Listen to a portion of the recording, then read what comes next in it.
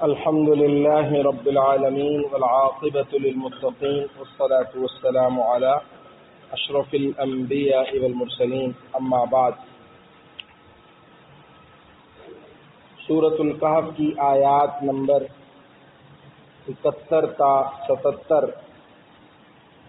اس میں اللہ جل شانہ نے حضرت موسیٰ اور حضرت خضر علیہم السلام کے واقعے کا وہ حصہ ذکر فرمایا ہے جس میں دونوں نے باہم شرائط طے کر کے اپنے سفر کا آغاز کیا، اور اس سفر میں جو عام عادات کے برعکس یا عام شریعت کے ظاہری احکام کے برعکس حضرت خضر نے جو کام کیے، ان کاموں پر حضرت موسیٰ علی نبینا وعلیہ السلام نے جو اپنی شرعی مجبوری کے تحت سوال کیا، اعتراض کیا، پریشانی کا اظہار کیا، اس کا تذکرہ ان 8 آیات کے اندر آج انشاءاللہ ہوگا۔ پہلے ان آیات کا مختصر ترجمہ وہ سماعت فرما لیں۔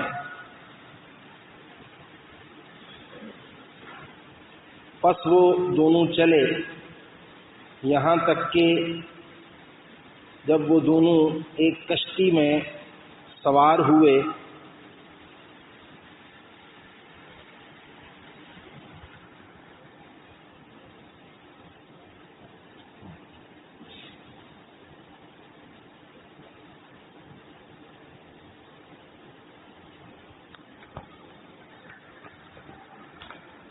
تو ان صاحب نے کشتی میں چھید کر دیا۔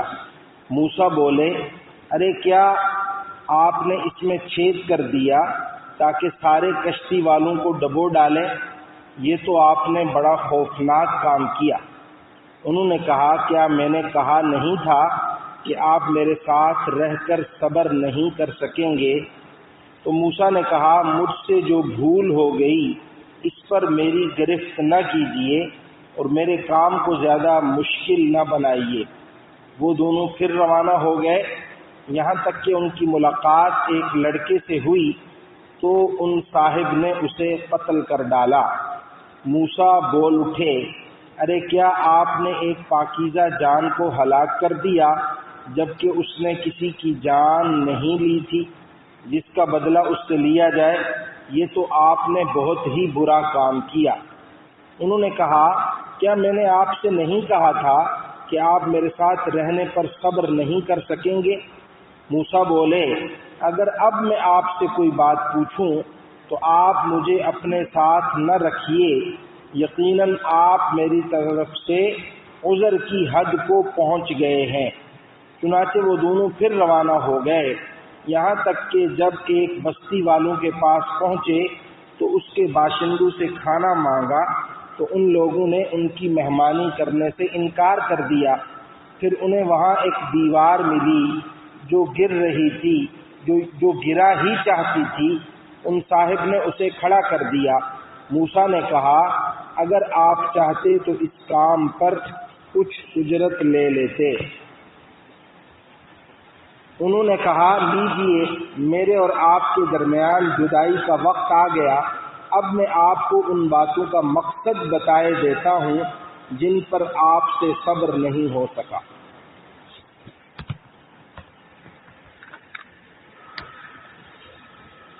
جیسا کہ اس واقعے کے آغاز میں آپ حضرات سن چکے کہ حضرت موسیٰ علیہ السلام سے جب کہ وہ اپنی قوم سے واعظ و نصیحت کر رہے تھے، ان سے زیادہ کسی عالم شخصیت کے متعلق سوال ہوا کہ کیا اس وقت آپ سے بڑا کوئی عالم بھی ہے؟ تو انہوں نے بجائے اس کے کہ وہ کہتے اللہ تعالیٰ زیادہ بہتر جانتے ہیں، انہوں نے یہ فرمایا انا، کہ میں سب سے بڑا عالم ہوں۔ تو چونکہ قرآن کریم میں اللہ نے فرمایا وَفَوْقَ كُلِّ ذِي عِلْمٍ عَلِيمٍ کہ ہر علم والے سے بڑھ کر ایک زیادہ جاننے والا ہم نے رکھا ہوا ہے، تو اللہ تعالیٰ نے ان کو کہا کہ ایک سفر کرو، اور ایک سفر میں تمہاری ملاقات جہاں دو دریاؤں کا آپس میں سنگم اور ملاپ ہوتا ہے، وہاں تمہیں ہمارا ایک بندہ ملے گا، وہ تم سے بڑا عالم ہے، جاؤ اس کے ساتھ رہو اور اس کے علم کو دیکھو اور سمجھو۔ چنانچہ حضرت موسیٰ علیہ السلام اپنے خادم حضرت یوشع بن نون کے ہمراہ سفر پر روانہ ہوئے۔ اللہ کی طرف سے علامت بھی بتلائی گئی کہ جہاں یہ مچھلی جو زیادہ سفر کے طور پر تم لے جا رہے ہو، یہ تمہارے سے الگ ہو جائے، غائب ہو جائے، گم ہو جائے، وہیں پر وہ تمہیں ملیں گے۔ تو وہ ایک چٹان کے پاس آ کر آرام کرنے لگے۔ اس دوران تھیلے سے وہ مچھلی نکلی اور اس طرح وہ پانی کے اندر گئی کہ جہاں جہاں سے وہ پانی سے گزرتی وہاں پانی اسے رستہ بھی دیتا اور ایک سوراخ اور ایک لمبی لکیر سی بن گئی۔ گویا اس کا پانی میں جانا، زندہ ہونا، یہ عام معمول سے ہٹ کر ایک واقعہ تھا، لیکن بہرحال حضرت یوشع بن نون اس چیز کو نوٹس نہیں کر سکے اور حضرت موسیٰ علیہ السلام کو نہیں بتلایا۔ پھر مسلسل دن اور اگلی رات سفر کرنے کے بعد جب صبح ہوئی تو حضرت موسیٰ علیہ السلام کو تھکان اور بھوک کا احساس ہوا، تو انہوں نے حضرت یوشع بن نون سے کہا کہ وہ ہمارا ناشتہ ہمارے پاس لاؤ۔ انہوں نے کہا وہ تو سمندر چلی گئی۔ پھر وہ واپس اپنے نشانات قدم پر آئے اور آ کر انہوں نے حضرت خضر علیہ السلام سے اسی چٹان کے پاس ملاقات کی۔ ملاقات میں اپنا مقصد بتلایا، تعارف کیا۔ تعارف کے بعد سفر کی شرائط طے ہوئی اور اب 3 واقعات پیش آئے، جن میں سے ایک واقعے کو آپ خلاف عادت کہہ سکتے ہیں اور 2 واقعات وہ خلاف شریعت ہیں۔ اور پہلا واقعہ یہ ہوا کہ وہ دونوں سفر پر روانہ ہوئے اور پہلا جو سفر تھا وہ بحری تھا۔ تو وہ ساحل پر جب پہنچے، کشتی بھر چکی تھی، لیکن وہ لوگ حضرت خضر علیہ السلام کو پہچانتے تھے،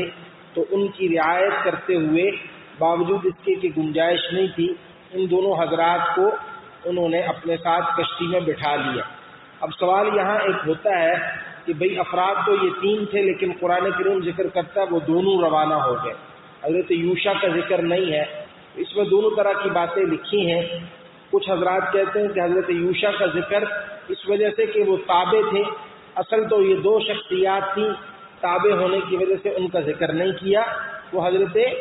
موسیٰ علیہ السلام کے تابع ہو کر اس سفر میں ساتھ شامل تھے، الگ سے ان کا ذکر کرنے کی ضرورت نہیں تھی، کیونکہ اصل مقصد سیکھنا سکھانا، وہ سکھانے والے تھے خضر، سیکھنے والے تھے حضرت موسیٰ۔ یہ 2 حضرات اصل اس سفر کا مقصد اور بنیاد تھے۔ حضرت یوشع تو بطور خدمت ساتھ چلے گئے تھے، ان کا مقصود اس سفر میں اور خدمت کے سوا کچھ نہیں تھا۔ دوسرا کچھ حضرات نے کہا کہ نہیں، اصل تو ان کو اپنے ساتھ لایا تھا کہ خضر علیہ السلام کی ملاقات تک جو ضروری مراحل سفر کے ہیں اس میں وہ میرے معاون اور مددگار رہیں، میری خدمت کریں، میرا جو ہے وہ رفیق سفر رہیں۔ تو جب ان سے ملاقات ہو جائے تو اگلا سفر ان کے ساتھ ہوگا، تو ان کو واپس روانہ کر دیا۔ یہ اگلے سفر میں ساتھ نہیں تھے۔ بہرحال یہ دونوں جب چل پڑے تو اب پہلے جو ہے وہ جب وہ کشتی میں روانہ ہوئے تو ان کشتی والوں نے نہ صرف یہ کہ ان کو بٹھایا حضرت خضر کو پہچان کر، بلکہ ان سے کوئی کرایہ وغیرہ بھی نہیں لیا، بغیر کرائے کے انہوں نے بٹھا لیا۔ اب وہاں ایک واقعہ ہوا اور اس واقعے میں حضرت خضر نے حضرت موسیٰ علیہ السلام کو وہ جو سب سے بڑے عالم ہونے والی بات انہوں نے فرمائی تھی، اس کے حوالے سے اللہ کی طرف سے بھی یہ تنبیہ کے لیے ملاقات ہوئی۔ انہوں نے بھی اس پر انہیں متنبہ کیا کہ کشتی کے کنارے پر ایک چڑیا آئی اور اس نے جو ہے وہ کشتی کے کنارے سے اپنی چونچ وہ سمندر کے پانی کے اندر ڈالی اور تھوڑا سا پانی لیا اور اڑ گئی۔ تو اسے دیکھ کر حضرت موسیٰ علیہ السلام سے حضرت خضر نے فرمایا کہ میرا اور تمہارا علم اللہ تعالیٰ کے علم کی نسبت سے ایسا ہے جیسے یہ چڑیا اپنی چونچ میں سمندر کا پانی بھر کر اڑ گئی، تو اس کے چونچ میں پانی بھرنے سے جتنی کمی اس سمندر کے پانی میں آئی ہے اتنا میرا اور تمہارا اللہ کی علم کی بنسبت علم ہے۔ تو اب یہ گویا متنبع کر دیا کہ بڑے بڑے علماء موجود ہیں، علم کی بڑی بڑی باتیں موجود ہیں۔ پھر ایسا ہوا بخاری شریف کی روایت کے مطابق کہ جب وہ سفر شروع ہوا تو انہوں نے کشتی کا تختہ توڑ دیا اور اسے عیبدار بنا دیا۔ تو بات یہ بھی کہتے ہیں کہ کشتی کا وہ پہلے والا تختہ انہوں نے توڑا اور اس میں انہوں نے اس کی جگہ اس لیے کہ بھئی پانی اندر نہ آئے وہ شیشے کی چیز وہاں پر لگا دی، کیونکہ حضرت خضر علیہ السلام کے پاس ایسی چیزیں ان کے کرامت اور معجزے کے طور پر ان کے ساتھ رہتی تھی۔ تو بہرحال انہوں نے تختہ جو اکھیڑا، تو کیونکہ یہ صرف تختے ہی کا توڑنا نہیں تھا بلکہ اگر پہلے کی طرف سے توڑے تو یہ پوری کشتی والوں کو ڈبونے کے بھی مترادف تھا۔ وہ الگ بات کہ معجزہ اور کرامت تھی حضرت خضر کی کہ پانی اندر داخل نہیں ہوا یا اس کا متبادل انہوں نے انتظام فرما دیا۔ تو حضرت موسیٰ علیہ السلام فوراً بول پڑے، ان سے صبر نہ ہو سکا کہ آپ نے کشتی کو پھاڑ دیا ہے، حالانکہ اس میں سوار لوگ وہ اس کی وجہ سے خطرے میں آ گئے ہیں، ہم بھی ڈوب سکتے ہیں، یہ سارے سوار لوگ بھی ڈوب سکتے ہیں، آپ کو جو ہے وہ احسان کا بدلہ یوں تو نہیں لینا چاہیے تھا۔ انہوں نے احسان کیا، بغیر پیسوں کے سوار کیا اور آپ نے ان کی کشتی ہی کو عیبدار بنا دیا، آپ نے تو بڑی مصیبت کھڑی کر دی۔ تو حضرت خضر علیہ السلام نے فرمایا کہ بھئی میں نے تو تم سے پہلے ہی کہا تھا کہ تم میرے ساتھ رہ کر صبر نہیں کر سکتے، میرے کام ایسے ہیں جو تمہارے احاطہ علم سے باہر ہیں، ان کاموں کے پیچھے کیا حقیقت ہے وہ تم مکمل نہیں سمجھ سکتے۔ انہوں نے ان کو معاہدہ بھی یاد دلایا، لیکن حضرت موسیٰ علیہ السلام سے یہ جو پہلا اعتراض تھا، پہلی بے چینی تھی، یہ بھول کر ہوئی۔ تو انہوں نے اسی کا حوالہ دیا کہ جو بات مجھ سے بھولے میں سرزد ہوئی، میں ابھی کا جو شروع کا معاہدہ تھا اس کو مستحضر نہیں رکھ سکا، یاد نہیں رکھ سکا، آپ اس سے زیادہ اس پر گرفت نہ فرمائیں اور مجھے اپنے ساتھ رہنے کے معاملے میں زیادہ مشقت میں نہ ڈالیں، مجھے معاف کر دیں اس دفعہ۔ تو دونوں نے بہرحال اس عذر معذرت اور جواب کے بعد پھر دوبارہ سفر شروع کیا۔ سمندر کا سفر ختم ہوا اور آگے کشتی کا سفر شروع ہوا، وہ شاید صحرا تھا۔ اب وہاں پر ایک واقعہ کسی حدیث کی کتاب میں نہیں ہے، کسی عام جو ہے وہ کسی اللہ والے کی کتاب میں یہ واقعہ ہے کہ آگے جب صحرا کا سفر شروع ہوا تو صحرا میں تو کیونکہ کھانے پینے کا کوئی نظم نہیں ہوتا، ریت ہی ریت ہوتی ہے، نہ کوئی درخت ہوتا ہے نہ کچھ اور ہوتا ہے، تو پریشان ہو گئے حضرت موسیٰ علیہ السلام کہ اب کھانے پینے کا کیا نظم ہوگا۔ تو یہ بات تو میں کہہ رہا ہوں اس میں مستند نہیں ہے، لیکن خیر آپ کو تھوڑا چاق و چوبند رکھنے کے لیے بتلا رہا ہوں کہ ایک ہرن دوڑتا ہوا آیا، اس ہرن کے دو حصے تھے، ایک حصہ بھنا ہوا تھا، ایک حصہ کچا تھا۔ تو حضرت موسیٰ علیہ السلام سے خضر نے کہا کہ دیکھو تمہیں بہت زیادہ تردد تھا کہ ہمارے کھانے پینے کا کیا نظم ہوگا، تو یہ جو بھنا ہوا نہیں ہے، ذبح شدہ تو ہے لیکن کچا ہے، اسے تم جو ہے وہ انتظام کر کے اپنے لیے پکاؤ۔ تو میرے دل میں تو ایسا کوئی تردد نہیں تھا، میرے لیے تو بنی بنائی خوراک آ گئی ہے تو میں وہ کھا لیتا ہوں۔ پھر وہ سفر کرتے رہے، آگے ان کی پھر ملاقات ایک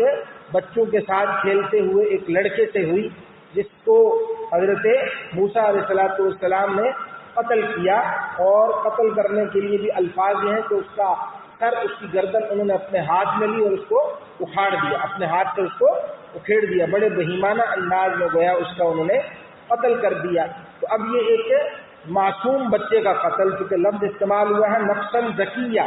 بعض لوگ غلام کا لفظ چونکہ نوجوان کے لیے بھی استعمال ہوتا ہے، بعض کہتے ہیں کہ وہ نوجوان تھا، کسی چوری چکاری وغیرہ جرم کے اندر بھی، گناہ کے اندر بھی مبتلا تھا، لیکن قرآن کریم کہتا ہے نفساً زکیہ، ایک پاکیزہ جان تھی جس سے ابھی کوئی گناہ وغیرہ سرزد نہیں ہوا تھا۔ اور حضرت امام بخاری رحمۃ اللہ علیہ نے جو الفاظ نقل کیے ہیں اس واقعے کے، اس میں یہ ہے کہ اذا ابصر الخضر غلاما يلعب مع الغلمان، کہ جب حضرت خضر علیہ السلام کی نگاہ اس بچے پر پڑی جو اپنے دوسرے ساتھی بچوں کے ساتھ کھیل رہا تھا، پتہ چلا کہ ابھی وہ تکلیف کی عمر کو نہیں پہنچا تھا، حد بلوغت کو نہیں پہنچا تھا۔ اس پر بھی حضرت خضر علیہ السلام نے اعتراض کیا۔ یہ اعتراض زیادہ سخت الفاظ میں کیا کہ بھائی آپ نے جو ہے وہ انتہائی نامناسب، ناجائز اور ناشائستہ کام کیا ہے۔ تو پھر حضرت خضر علیہ السلام نے انہیں معاہدہ یاد دلایا اور کہا کہ میں نے نہیں کہا تھا تم سے کہ تم میرے ساتھ رہتے ہوئے صبر کے ساتھ نہیں رہ سکو گے، میرے کام تمہاری سمجھ میں نہیں آئیں گے تو تم چپ نہیں رہ سکو گے۔ تو حضرت موسیٰ علیہ السلام نے کہا کہ بس 2 مرتبہ ہو گیا، اس کے بعد اگر میں آپ سے کوئی بات پوچھوں تو آپ کو پورا حق حاصل ہے کہ آپ مجھے اپنے ساتھ اس سفر میں ساتھ نہ رکھیں اور اپنے سفر سے مجھے علیحدہ کر دیں۔ آپ اس کے بعد عذر کی جو آخری حد ہے 3 مرتبہ سے زیادہ معاف کرنے کا ہوتا ہے، غلطی کے بعد معذرت کرنے کی گنجائش ہوتی ہے۔ اب اگر تیسری مرتبہ بھی مجھ سے غلطی ہوئی تو آپ بے شک مجھے اپنے سے علیحدہ کر دیں۔ پھر وہ دونوں ساتھی سفر کے اندر آگے بڑھے، آگے گئے، ایک بستی میں پہنچے تو وہاں کھانے کے لیے ان کو طلب ہوئی تو انہوں نے وہاں بستی والوں سے مہمان نوازی کے طور پر درخواست کی کہ ہمیں کچھ کھانے پینے کے لیے دیں۔ تو عمومی جو بستی والوں کا رویہ تھا وہ اچھا نہیں تھا، کسی نے ان کو نہیں کھلایا۔ یہ بھی آتا ہے کہ ایک خاتون نے ان کو کھانا کھلایا، اس کے لیے انہوں نے دعا کی، لیکن عمومی بستی والے جو تھے وہ انہوں نے بد اخلاقی کا اور ناشائستگی کا مظاہرہ کیا۔ تو وہ اس بستی میں سے جب آگے بڑھے تو ان کو ایک دیوار گرتی ہوئی نظر آئی جو گرا چاہتی تھی، بوسیدہ تھی۔ حضرت خضر علیہ السلام نے تو باقاعدہ جیسے مشہور ہے کہ گارا وارا بنا کر اور پھر مزدور کے طور پر دونوں نے مل کر جو ہے وہ کام کیا، ایسا نہیں، بلکہ اپنے ہاتھ سے ہی اس دیوار کو کیا کر دیا، سیدھا کر دیا۔ تو موسیٰ علیہ السلام نے کہا کہ بھائی اس کام پر اگر آپ ان سے کچھ اجرت وغیرہ کا مطالبہ کرتے تو آپ تو کر سکتے تھے، لیکن آپ نے بالکل مفت میں یہ کام کر دیا۔ تو یہ بولنا ان کا پھر کیا تھا، معاہدے کی خلاف ورزی تھی۔ تو حضرت موسیٰ علیہ السلام نے کہا کہ بس اب تمہارے اور میرے علیحدہ ہونے کا، جدا ہونے کا وقت آ گیا ہے، آپ میرے ساتھ باتوں کو برداشت نہیں کر سکے، لہذا آپ اپنی راہ لیں، میں اپنی راہ چلتا ہوں۔ اب موسیٰ علیہ السلام تو پہلے ہی کہہ چکے تھے کہ بھائی اگر آپ تیسری مرتبہ بھی میں آپ سے کچھ آپ کے بتلائے بغیر پوچھوں تو آپ بے شک مجھے اپنے ساتھ نہ رکھیے گا۔ لیکن حضرت خضر علیہ السلام نے کہا کہ جن باتوں پر تم زیادہ حقیقت سے ناواقف ہونے کی وجہ سے صبر نہیں کر سکے، بار بار اعتراض کرتے رہے، سوال کرتے رہے، تو ان تینوں کی حقیقت میں جو ہے وہ تمہیں بتلاؤں گا تاکہ تمہیں سمجھ میں آئے کہ علم کی ایک الگ دنیا بھی ہے، اسرار کائنات کی ایک الگ دنیا ہے جو تم سے اوجل ہے، تم اس سے ناواقف ہو، اس تک تمہاری میں رہنمائی کروں گا۔ اور پھر اگلی آیات کے اندر جو انشاءاللہ کل آپ کے سامنے آئیں گی ان کی تفصیل شروع ہوگی۔ اللہ جل شانہ ہمیں قرآن کریم کا فہم اور اس کے مطابق عمل کی توفیق عطا فرمائے۔ الحمد للہ رب العالمین والعاقبۃ للمتقین والصلاة والسلام علی اشرف الانبیاء والمرسلین۔ اللهم لك الحمد كما ينبغي لجلال وجهك وعظيم سلطانك، اللهم لا احصي ثناء عليك انت كما اثنيت على نفسك، اللهم اغفر لنا ولوالدينا ولمشايخنا ولأساتذتنا ولجميع المؤمنين والمؤمنات والمسلمين والمسلمات الأحياء منهم والأموات، يا شافي الأمراض اشف مرضانا ومرضى المسلمين، ويا قاضي الحاجات اقض حاجاتنا وحاجات المسلمين، اللهم إنا نسألك خير هذا اليوم وفتحه ونصره ونوره وبركته وهداه، ونعوذ بك من شره وشر ما بعده، اللهم إنا نعوذ بك من الكسل والهرم وسوء الكبر وفتنة الدنيا وعذاب القبر، وصلى الله على النبي الكريم وعلى آله وصحبه أجمعين، آمين آمين برحمتك۔